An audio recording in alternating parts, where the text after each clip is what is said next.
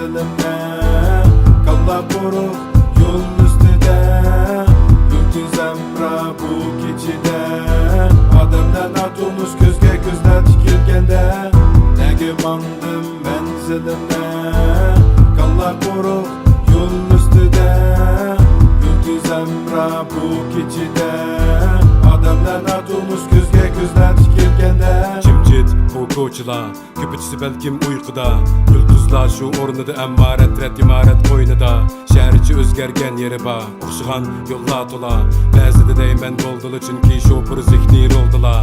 Savollar ba'zida javobsiz, ba'zida sukutda amalsiz, ba'zida ishora degaydi tema o'zimga dedim u savotsiz. Eg'ir shu bir xursinish, tomog'iga chaqmoq o't yiqish, bir qitim qitim, keyin qizag'ich kuchab tortish. Qara so'zini boshladi, ko'rdim neni boshqini, qildim ko'pinchisi qimig'inini, jamiyat badiiy o'ylig'ini, o'ylding yangini qilishni, shart qiladi unachini bilishni. Ma'qul amalikini o'rganmagan men ko'z yumush nima elishni, diploma kerak qaysi xili, genishkila to'pib isbot qili, bo'ldi xili, kimlar dedi, ko'ray qini, nimani. Cemiyet qaysi birini taşıdı, bilgenning ilimi berimi. Şunu deymen her günü şükriyey, planım çoğun keledi o bir günü. Nege mandım menzilimde, kalla quruq yo'l ustida, yulduzamra bu kechida, odamdan atulmuş ko'zga ko'zlar tikilganda, nege mandim menzilimde, kalla quruq yo'l ustida, yulduzamra bu kechida, odamdan atulmuş ko'zga ko'zlar tikilganda. Gördüm afu ah binani, qavat ishxonalarni, diplom kutgan chog'da deytuq tanlaysan zodi qani. Kostum ko'ynak kiysamni bo'ladi chiqqanda tanlash e'loni.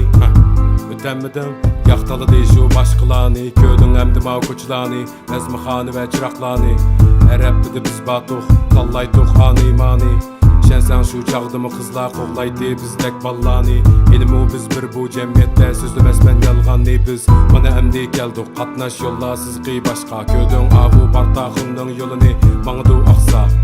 Aldım kichroqdan boshlangan yo'l to'ydi kunning markazi. Raqobat cho'ng bilmadim nemakin shu hashamatning maqsadi.